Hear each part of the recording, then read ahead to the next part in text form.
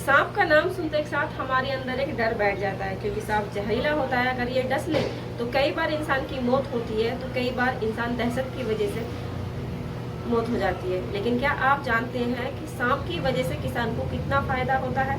और सांप का जहर भी बहुत सारी औषधियों में काम आता है। तो वीडियो के माध्यम से मैं आपको बताने जा रही हूँ कि सांप की वजह से किसान को कितना फायदा होता है। तो वीडियो को देखिएगा पूरा, पसंद आए तो लाइक कीजिए, शेयर कीजिए और चैनल को सब्सक्राइब कीजिए।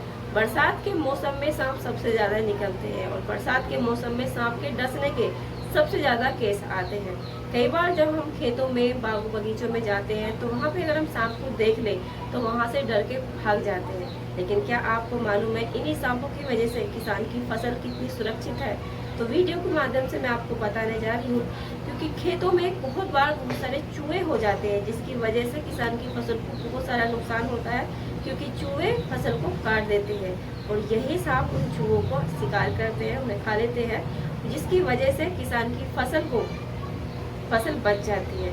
कई बार किसान की खेतों में फसल में बहुत सारे कीट पतंगे हो जाते हैं, जिसकी वजह से कई बार किसान को इतना नुकसान होता है कि किसान की पूरी फसल ही वो खत्म कर देते हैं। और यही सांप किसान के जो खेतों में कीट पतंगे हो जाते हैं, जहरीले कीट हो जाते हैं, तो उन्हीं कीटों को ये सांप खा लेते हैं, जिसकी वजह से किसान की फसल बच जाती है और किसान को नुकसान होने से बच जाता है। कई बार सांप का जो जहर है वो औषधि के काम में आता है। इसलिए हम अगर हर चीज को देखा जाए कि सांप की वजह से बहुत सारा नुकसान है तो बहुत सारा फायदा भी है, क्योंकि हर चीज कुदरत ने जो बनाई है वो बहुत ही सोच समझ कर बनाई है।